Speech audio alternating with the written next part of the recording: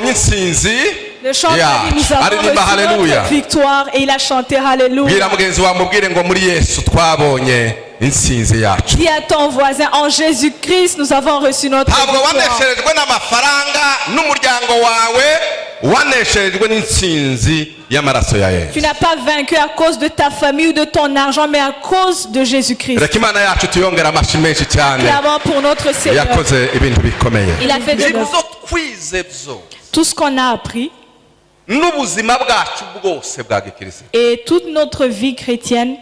Hari ihame rigenga ubwami bw'Imana tutagomba kwirengagiza kugira ngo tugere ku cyo Imana idushaka. Il y a un principe qu'on ne doit pas ignorer qui gouverne le royaume de Dieu.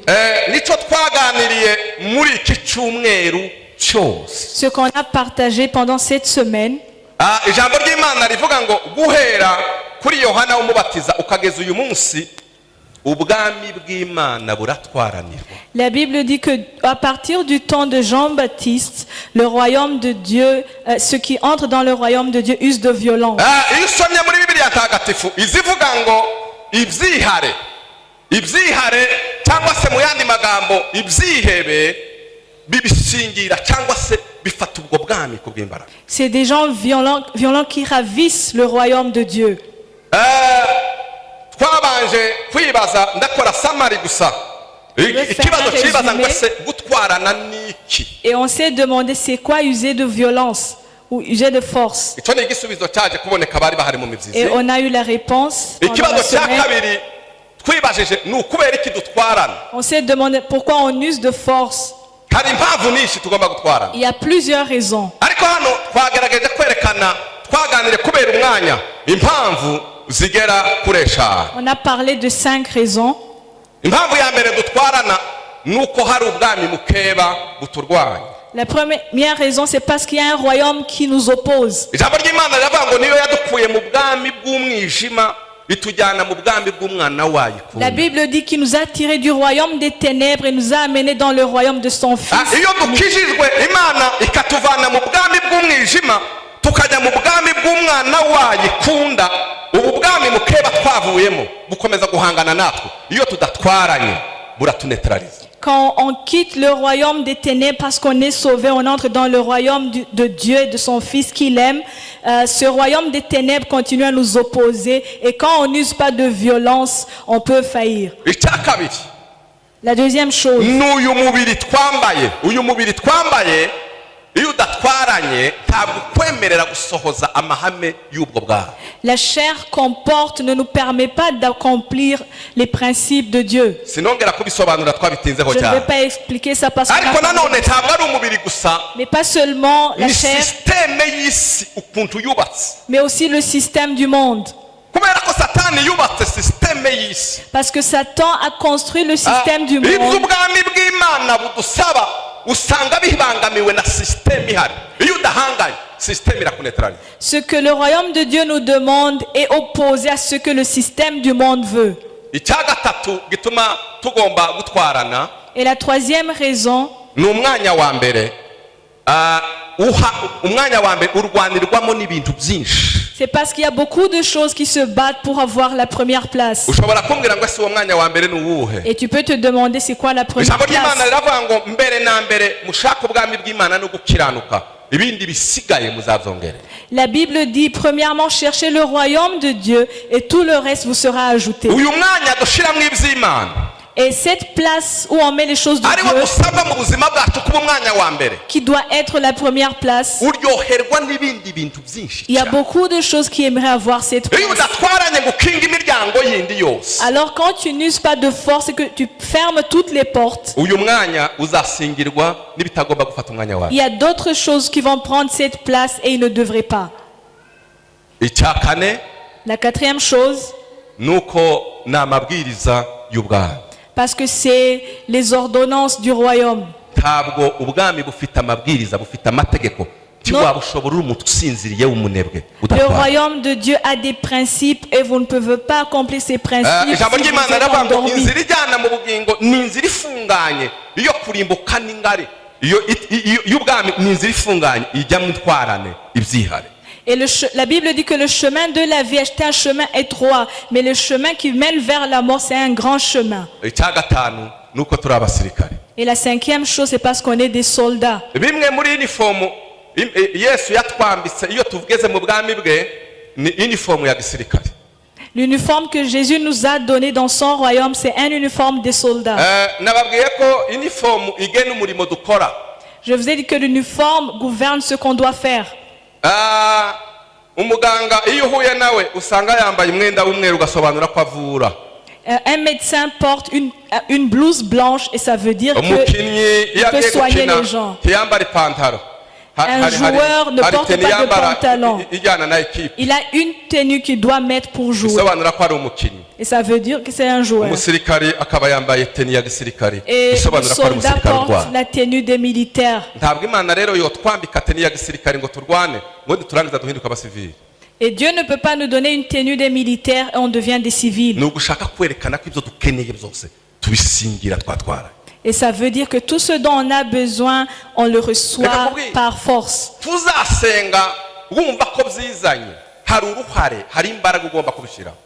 Les choses ne viennent pas d'elles-mêmes. Il y a une certaine force que tu dois utiliser.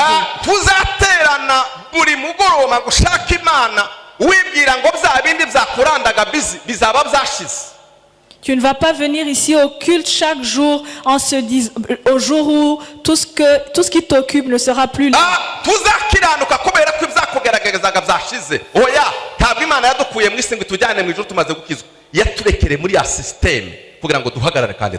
Tu ne vas pas pratiquer la justice le jour où il n'y aura plus rien à te combattre. Aujourd'hui,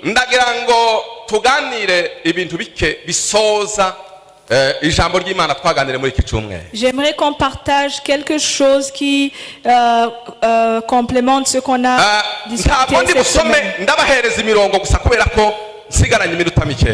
Parce que j'ai pas assez de temps, je ne vais pas tout lire, je vais vous donner les versets.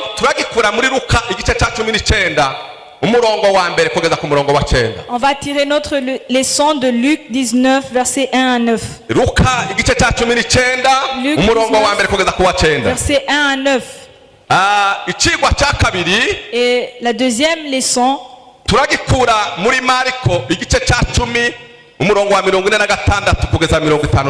c'est dans Marc chapitre 10, versets 46 à 52.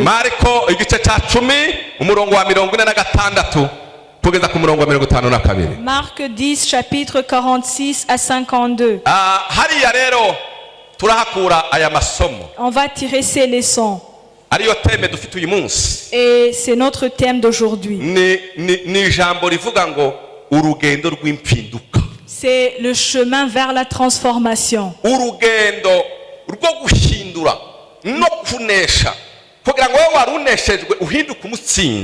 Le chemin de la transformation et de la victoire. Et dans ce chemin ou ce voyage, il y a 6 escaliers.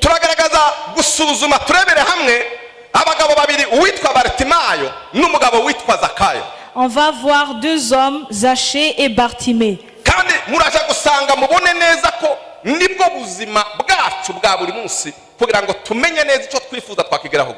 Et vous allez voir que c'est comme ça que notre vie est pour arriver à ce qu'on veut. Et le premier principe qui aide pour la transformation, c'est écouter. Écouter. Répétez, écoutez. Quand vous lisez la parole de Dieu qu'on a lue,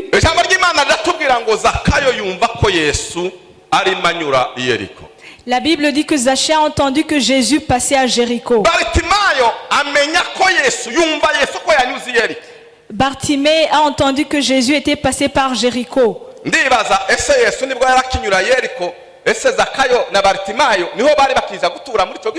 Je me demande si c'était la première fois que Jésus passait à Jéricho ou c'était la première fois qu'il venait vivre dans ce pays.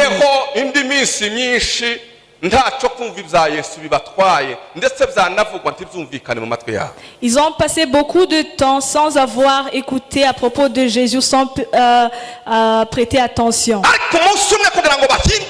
Mais un jour, pour qu'ils puissent changer, nuko inkuru ya Yesu yageze mu matwi yabo noneho irakigera mu mutima kandi batageza bumva. c'est qu'ils ont écouté la nouvelle de Jésus et c'est entré dans leur cœur. Reka mbabwire, Je vais vous dire ceci. ntabwo ushobora guhinduka utarasingira ngo wumve agaciro k'ikintu.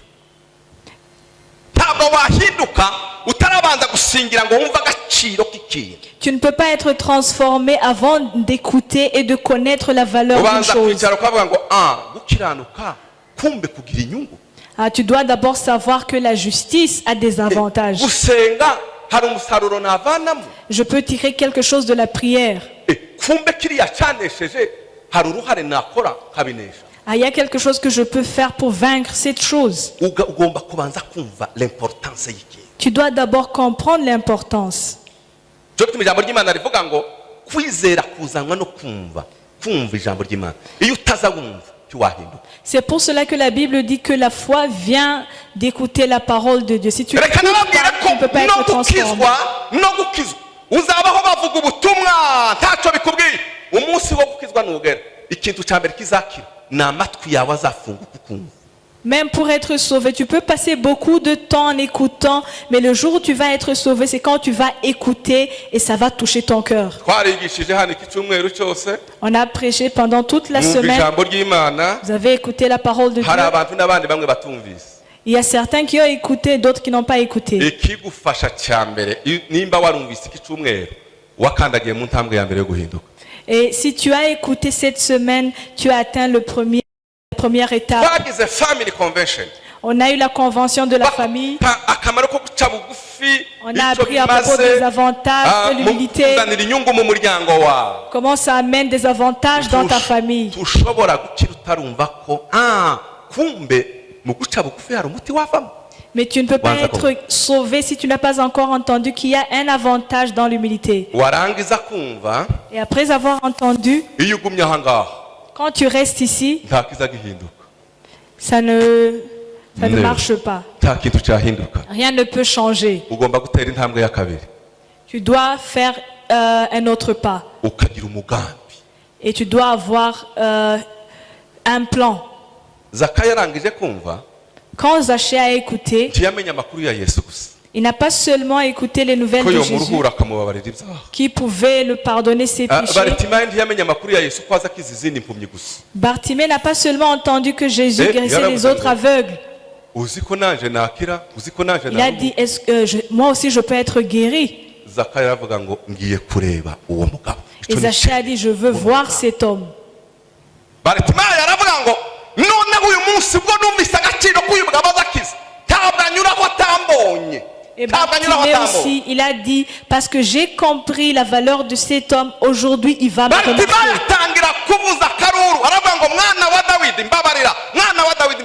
Il a commencé à crier. Il a commencé à crier, fils de David, aie pitié de moi, parce qu'il savait que c'était le jour.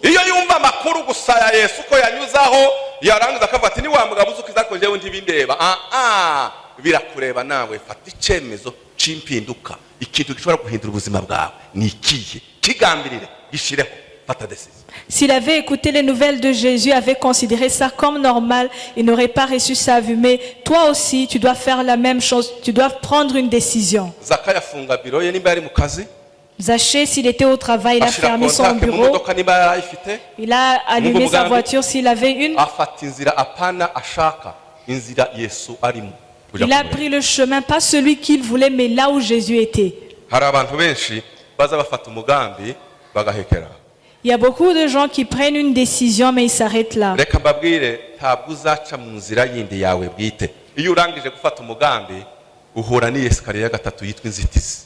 Quand tu prends une décision, tu vas rencontrer un autre escalier qui s'appelle les barrières.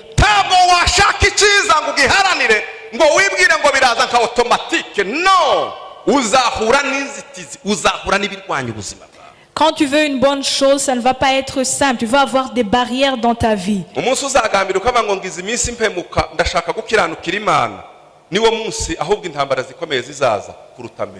Quand tu vas dire aujourd'hui je décide d'être fidèle à Dieu, c'est le jour où tu vas avoir beaucoup de combats. wafashe umugambi mwiza ukuganishira mu nzira nziza. Parce que les choses qui se battent contre toi ont vu que tu as pris une bonne décision. Inzitizi zizahura nawe. Tu vas rencontrer des barrières. Reka mbereke. Bartimayo yafashe umugambi avugije induru. Ntimwabyumvise? Bartimée, il a pris une décision, il a commencé à crier. Aie pitié de moi, Jésus. Inzitizi ya mbere. La première barrière. Bari aho kubona ko umuntu yatasa akeneye gutabarwa batangiye gukubita urushi ku kanwa. Les personnes qui étaient autour de Jésus, au lieu de voir qu'il avait besoin d'aide, ils ont commencé à le réprimander, le dire de se taire. Vous savez ce qu'ils disaient?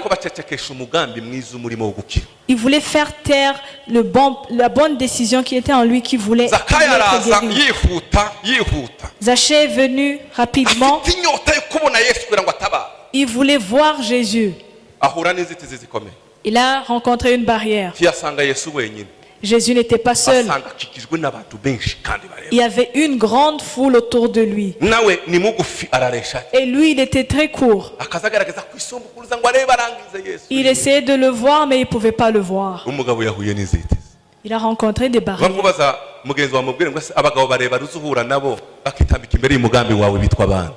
Demande à ton voisin, les grands hommes que tu rencontres et qui sont comme une barrière devant toi pour voir Jésus. Les barrières. Même la femme qui a fait 12 ans et voulait aller voir Jésus. Et il a vu beaucoup de personnes qui entouraient Jésus. Elle était très faible pour pouvoir se faufiler.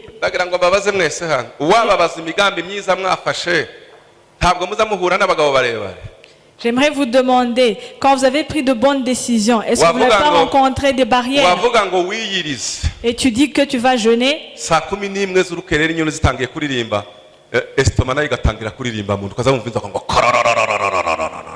À 5 heures du matin, ton estomac commence à faire des bruits.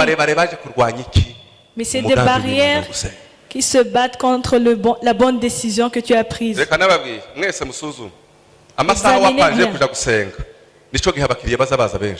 Quand tu décides à 7 heures je vais aller prier, c'est là où les clients viennent. Ce ne sont pas des clients normaux, c'est des clients qui veulent t'arracher de ton plan.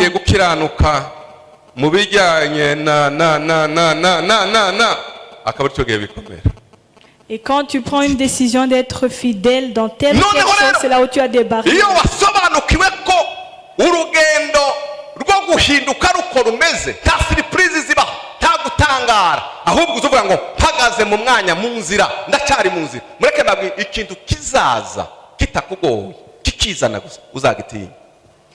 Mais quand vous avez compris que dans le chemin de la transformation, il y a ces barrières, vous allez rester ferme. Parce que vous savez, si quelque chose vient d'une manière facile, ça va être un problème plus tard. Ne vous arrêtez pas là. Et une barrière, rencontrer une barrière, ça ne veut pas dire qu'il n'y a pas de solution. Mais tu dois user de force. No, ibi bindi byose impamvu bibiri dusaba gutwarana n'ukuri urugendo rudusaba ibintu byinshi uzaba wumvise nti tuhita usingira igisubizo umugambi tuzana igisubizo inzitizi zirazacahara areka kandagira kuyakana utwarana ahangaha niho ibintu bitungana. Quand vous commencez le chemin, vous devez écouter, vous devez avoir un plan, et puis il y aura les barrières, mais vous devez user de force pour pouvoir atteindre la solution. Quand on a fait taire Bartimée, il augmentait le volume. Regardez comment ça se passe. Fils de David, aie pitié de moi. Fils de David, aie pitié de moi. On disait tais-toi, tais-toi. Et il augmentait le volume. Fils de David, aie pitié de moi. On essaie de le faire taire. Il continuait à crier, Fils de David, aie pitié de moi.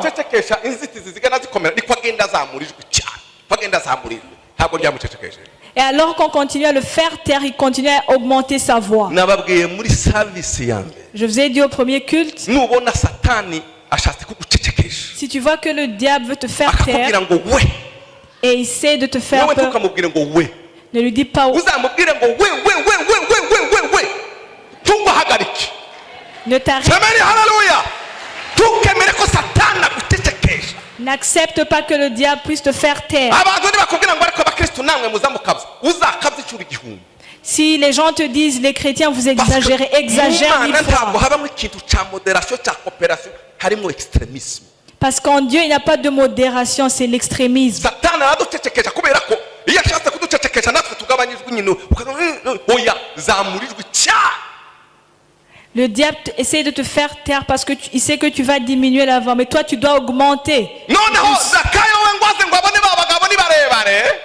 Et quand Zaché a vu que les autres étaient élancés plus que lui, yarafite impamvu yo gutaka abwira umugore ngo mada namwe bana banje basha ntacyo ntakoze n'ukuri. il avait une bonne raison de rentrer à la maison et de dire à sa femme et ses enfants, j'ai tout essayé. namubuze ahari ariko ntakunda ari kugirana naremwe ndi mugufi J'ai pas pu m'approcher sinje de lui. wiremye Je suis court et c'est pas moi kandi qui sinje wahamagaye abo bagabo ngo bakikize uriya mugabo j'ai pas appelé cette foule. atawe peke urumva nari kugira Même toi-même, tu peux voir ça. muvuge ngo amen Dites Amen. mwongere cyane amen. Amen. nabwiye abo muri kirito ya mbere J'ai dit au premier culte, ndababwira ngo muri iyi minsi imana niho yansobanuriye Moridekayi kurusha Esiteri. ces jours-ci, Dieu m'a expliqué à propos de Mardoché. hari ukuntu uza twigisha cyane Esiteri On prêche ngo souvent à propos yaratwaranye yagize d'Esther. ati Elle a fait ceci, elle a fait cela. na Esiteri wari kubaho atariho Moridekayi. Mais Esther n'aurait pas pu survivre sans yabwiye Esiteri Mardoché. ngo utabara ubwoko bw'Imana. yabwiye Esiteri Moridekayi aramubwira ngo utabara ubwoko bw'Imana. Mardoché a dit à Esther de secourir le undi peuple aramubwira de ngo Dieu. ntibishoboka umwami yarikingiranye. Et Esther lui a dit, c'est impossible. musanze napfa. Et si je vais vers le roi, je vais mourir. niko kumubwira ngo mwiheburire nta kundi mutega amajosi babice. C'est un peu comme pour dire, pas de solution. il n'y a pas de solution, vous allez juste mourir. Moridekayi ngo aricara araceceka. Et Mardoché s'est assis ninde wakubwiye ko igisubizo kiza kibura? et il lui a dit, qui t'a dit qu'on va manquer de solution? aramubwira ngo Et il lui a dit, wewe nutagira icyo ukora si tu ne fais pas quelque chose ngo wemere kumenya ko imana yagushize ngo ugire icyo ukora ubundi igisubizo nubwo kidahari et que tu saches que Dieu t'a placé là pour une raison, ngo imana yo mu ijuru izishakira igisubizo ahandi ariko wowe Dieu va chercher une solution. nticyabonetse. Est-ce que la solution n'est pas venue?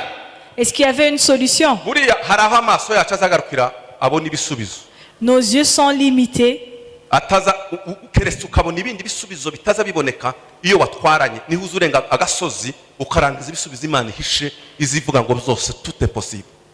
Mais quand tu uses de force, tu peux voir au-delà de tes limites. ndagira ngo mbabwire by'ukuri aha J'aimerais vous iyo dire ukiri mu ici, nzitizi hari quand vous êtes au niveau des barrières, des ariko iyo umaze blocages, gukandagira mu gutwarana hari umusozi wundi wo hakurya usangira wuzuyeho ibisubizo. mais quand vous arrivez au niveau d'user de force, vous êtes sur une autre étape. zakayo aratwara ndavuga ngo sasa mwabagabo ndabasumba mwese uyu munsi Et Zaché a usé de force. Il a dit aujourd'hui, je vais être plus élancé que vous. umugabo aratwara Il a usé de force. yurira igiti k'uruhinja Il a grimpé un arbre. afite papasi afite intego. uzi kubona umugabo nka Aroni ndimo nurira ibiti mpanuka nihuta murumva ko ari ikintu cyoroshye ariko yari Regardez afite un homme intego comme moi kubona qui Imana. essaie de grimper un arbre, mais Zaché avait un objectif. iyo watwaranye rero Alors quand vous usez de force, imana de ikabona violence, wahagaze aha ugatwarana nicyo gihe usingira igisubizo c'est là où vous allez avoir votre solution, votre réponse. ngo kubera kuzamura ijwi Parce qu'il continue à élever la voix. udacecekeshwa no gucecekeshwa kw'abari bakikije Yesu. Il n'a pas accepté que la foule le fasse taire. gutwarana kwa Baritimayo gutuma Yesu ahagarara. Parce que Bartimée a persévéré. ntabwo Jésus s'est yahagaritswe arrêté. kuko habaye inzitizi yahagaritswe n'ijwi ry'umugabo utemeye guceceka. Jésus s'est arrêté parce que cet homme a refusé de se taire. ngo amare arababwira ati muzanire uwo mugabo. Il a dit, amenez-moi cet homme. Zakayo ngo amare kujya hejuru mu giti Quand Zaché a grimpé l'arbre, Yesu arigendera gusa Jésus a continué à marcher. ngo ashikaho Zakayo ari arahagarara. Arrivé devant l'arbre, il s'est arrêté Zakayo là. ntiyigeze avugiriza. Zaché n'a pas fait de ntawigeze signe. abwira na Yesu ngo dore de umugabo uri hano munsi sifflement. hejuru y'igiti. umutima wa Zakayo wo gutwarana no gushaka Yesu wahagaritse Yesu arahagarara. À cause de son cœur qui voulait voir Jésus, Il s'est arrêté. aramubwira ngo Zakayo Et Jésus lui a dit, Zachée, ururuka uyu munsi ndazi wawe. descends aujourd'hui, je vais loger chez toi. Abandi bose bagenda bivuga yagiye gutura mu nzu y'umupagani yagize Les autres, ils ont commencé à murmurer, il va loger chez un Zakayo païen. ati bagiye kumunyaga mwokagira imana mwami Yesu bijya byose baba bashaka kundega ndabiriho inshuro enye n'abakene ndabafasha umwami Et Yesu Zachée a dit, je vais payer quatre fois tout ce que j'ai pris. sinazanywe nawe kubera gukiranuka naje kubera ko umutima wawe utwarana ukeneye guhita. Jésus n'est pas venu parce qu'il était juste, mais parce qu'il a usé de force. Agakiza katashe mu nzu iwawe. Il lui a dit, le salut est entré chez toi. Uwo Yesu ntuzumusingira utarahangana n'inzitizi ziri aha Tu ne ngaha. peux pas recevoir Jésus sans avoir affronté tous ces blocages. Iyo umaze kwakira igisubizo rero Et quand tu reçois la réponse, niho ugira ubuzima butandukanye n'ubwa mbere. c'est là où vous recevez une vie qui est différente de la vie ancienne. Bartimayo agenda areba we Bartimée a pu voir. yambara ipantaro ashiramo umukandara Il pouvait porter son pantalon et mettre une ceinture. aratebeza batongeye kandi kumwambika Et on n'avait plus besoin de l'habiller. igikoti cyose yicaranaga ku muhanda asabiriza ngo Saidiya Saidiya abisezerera. Il a laissé sa veste qu'il utilisait quand il demandait de l'aide sur la niba route. ukeneye ko ubuzima bwawe bwa nyuma butandukana n'ubwa mbere hari uruhare Imana igusaba uru rugendo ugomba kurugenda. Si tu veux avoir une vie nouvelle, différente de la vie ancienne, il y a quelque chose que tu dois faire. Tugahore utanga justification Ne donne toujours pas des justifications. ntabwo byashoboka urabona yewe Ce n'est pas possible, vous savez, pour moi. ntukitwaze n'abandi benshi none Ne abandi donne siko pas des bameze neza. excuses. kora icyo Imana igusaba Fais ce que Dieu te demande. nurangiza uzabona igisubizo cyawe bwite. Et tu vas recevoir ta solution. muvuge ngo amen. Dites Amen. kandi ntawakugendera urwo rugendo ni wewe ku giti cyawe. Et personne ne peut faire ce trajet pour toi. Tu dois le faire toi-même. icisha abantu ni ukwikompara. Le problème, c'est que les gens se comparent. ntukaze wikompara n'abantu. Ne te compare pas aux autres. uri ikinege ku isi. Tu es unique dans ce monde. uri ikinege. Tu es unique dans ce monde. uzi impamvu uri ikinege? Vous savez pourquoi? wakijijwe umunsi wawe. Tu as wakijijwe umunsi tu wawe. as été sauvé à ton jour. n'umunsi uzahagarara imbere y'Imana ikubaza ibyo wakoze hose uzasobanura wenyine. Et quand tu vas te tenir devant Dieu, tu vas expliquer tout toi-même. madame wawe ntazakubwira ngo ngwino mfashe gusobanura cyangwa abana bawe cyangwa pastori wawe. Ta femme ou tes enfants ou ton pasteur ne vont pas te demander de venir les aider. muza murwana urugamba mururwane nk'ikinege kandi umenye ko uhamagariwe kunyura aha kugira ngo ubuzima bwawe buhinde. Et quand tu es dans la bataille, sache que tu dois affronter la bataille seul et sache que abandi bagore abandi bagabo les autres femmes, les abandi autres hommes, bapasitori les autres pasteurs, abandi banyarwanda les autres Rwandais, abandi bajene. les autres jeunes. nzantinye ijambo rikomeye cyane muvuge ngo amen. mwankurikiye muvuge ngo amen. Est-ce que vous avez suivi? nigeze gusoma ibyahishuriwe Yohana naha ndangiriza J'ai lu dans Apocalypse, ngo Yohana aravuga ngo mbona yicaye kuri ya ntebe. et Jean a vu celui qui était assis sur le trône. nimwumve namwe ngo ijuru n'isi bihunga mu maso hayo. Et le ciel et la terre essayaient de se cacher pour ne pas voir sa ngo agiye face. kubona ngo abona igitabo ko kibumburwa ngo n'ibindi bitabo birabumburwa. Et il a vu un livre et des livres qui étaient ouverts. sinshaka kujya mu gusobanura Je ne vais pas expliquer ça, ariko nibajije umwuka yarambajije ngo ese mais le Saint-Esprit m'a demandé ko ijuru n'isi bizaba byavuyeho. si le ciel et la terre ne seront plus là. nimwumve igikurikira ngo abona abaremwe bose abapfuye bagatwarwa n'inkota n'inyanja ngo bose ko bahagarara imbere ya ntebe. Il a vu toute la création qui se tenait devant le trône. mureke mbabaza bazaba bahagaze Où est-ce qu'ils seront? kuki? Ils vont se tenir sur quoi? ariko uzi guhagarara imbere y'umucamanza udafite akantu wakwihishaho.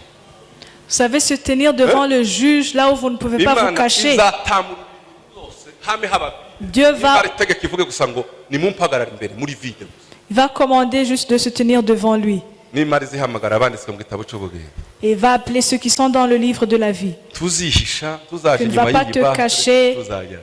Tu ne vas pas aller quelque part. nimutwarane mukiranuke Alors usez de force pour hari pratiquer neza la kuko dufite justice, imana izaduhemba parce que kandi nous avons izatwishyura un ibyo Dieu twatwaraniye. qui va nous récompenser. muvuge ngo amen. Dites Amen. ibitunaniza byose ntibiducecekeshe, Que toutes les barrières ne nous découragent pas. duhagarare neza duhangana n'ibishaka kuducecekesha, Qu'on se tuzasingira tienne ibisubizo. ferme devant toutes ces choses qui veulent nous bloquer. reka dusenge. On va prier. mana yo mu ijuru turagushimira Seigneur, nous te remercions kubera kugira neza kwawe. parce que tu es bon. aba bagabo bose baraha n'aba badame bose baraha ngaha, Les hommes et les femmes qui sont ici, hari icyo mwami imana wabahamagariye gukora, tu les as appelés à faire une chose. ariko hari intambara bahura nazo imbere yabo. Mais il y a des batailles qu'ils affrontent chaque ihame ryo jour. mu bwami bwawe ni ugutwarana. Le principe de ton royaume, c'est user de reka force. udufashe kugira ngo ijambo ryawe twumva umunsi ku wundi Aide-nous pour que ta parole qu'on écoute chaque jour, dushobore gutwarana kugira ngo turihagararemo qu'on puisse turigendere. user de force pour la pratiquer. ibyo dusaba mu miryango yacu, ibyo dusaba mu miryango yacu, Ce que tu nous demandes de faire dans nos tumenye familles. neza ko icyiza kidusaba kugira uruhare ngo tugisingiye. Qu'on sache qu'on doit jouer un rôle pour avoir quelque icyo chose de dukeneye bon. mu mirimo yacu, icyo dukeneye mu bwami bwawe, tugomba gutwarana kugira ngo kibe icyacu. On doit user de force pour avoir ce qu'on veut dans nos familles, dans nos travails. urakoze kuko ugize neza, Merci parce que tu es bon. kandi urakoze mwana Merci Seigneur. uduhaye izo mbaraga kugira ngo dutwarane dusingire ibisubizo ubuzima bwacu Parce que buhinduke. tu nous donnes cette force pour user de violence, pour recevoir ce qui est à nous. tugituje twese Alors turi mu qu'on est tous masengesho, calmes et compris. no kwakira agakiza ukava mu bwami bw'umwijima birasaba gutwarana duguyanga ugacecekesha amajwi satani yose ashyira muri wowe, ukavuga ngo uko byamera kose nemeye gukiza. Même recevoir le Seigneur, ça demande d'user de violence et de ne pas écouter toutes les voix de Satan. nimba uri hano ukeneye kwakira yesu uzamura ukuboko kwawe, Si tu es là que tu veux recevoir Christ, imana iguha umugisha. lève ta main. turebe uwa kabiri ukeneye kwakira yesu J'aimerais voir un deuxième qui muri veut mu recevoir masengesho Christ. mwese, we wazamuye ukuboko haguruka tugusengere. Toi qui as reçu, tu veux recevoir Christ. undi wese toi, nawe wumva ukeneye kwakira yesu mu buzima si bwe, tu veux recevoir Christ, zamura ukuboko kwawe kugira ngo uyu munsi wakire yesu mu buzima lève ta bwawe. main pour recevoir Christ tambuka aujourd'hui. hano imbere kugira ngo abakozi b'imana bagusengere. Et avance ici devant pour reka prier mumwakire pour toi. mumwakire mwese n'amashyi Recevez-le menshi cyane kugira ngo tumusengere. avec des acclamations. umuvugabutumwa namwakire. niba ushobora kuba uwa kabiri uwa gatatu Peut être le deuxième kugira ngo wakire umwami yesu, pour recevoir le Seigneur Jésus. ihute wakire yesu mu buzima bwawe. Venez recevoir Jésus dans ni votre ikintu vie. gikomeye, ntabwo wafata icyemezo cyo kwakira yesu udatwaranye. Tu ne peux pas prendre hari la amajwi décision de menshi recevoir Christ. abagucecekesha, Il y a beaucoup hari de amajwi voix menshi abakubuza gufata icyemezo, qui t'empêchent de prendre la décision. ariko ndagushaka, imana iragushaka. Mais uyu Dieu munsi ni wo munsi veut wawe. que tu viennes parce que c'est ton jour. mana urakoze kuko ugize neza. Seigneur, merci parce que tu es aba bon. bose bafashe icyemezo cyo kukwakira, Toutes ces personnes qui ont pris la décision de te ushimwe recevoir. yuko ubababariye kandi ubanditse mu gitabo cy'ubugingo. Merci parce que tu les pardonnes et que tu les uru écris dans rugendo le livre batangiye de vie. barutangizanije nawe bazarusoza bari kumwe nawe. Et ce voyage qui commence avec toi, ils vont arriver jusqu'à la fin. icyubahiro n'ishimwe bizawe Que la gloire et l'honneur te reviennent. mu izina rya Au yesu, nom de Jésus-Christ. amen. Amen. imana yacu tuyihe amashyi menshi. Acclamons pour le Seigneur. reka babanze babasengere. On va prier pour eux.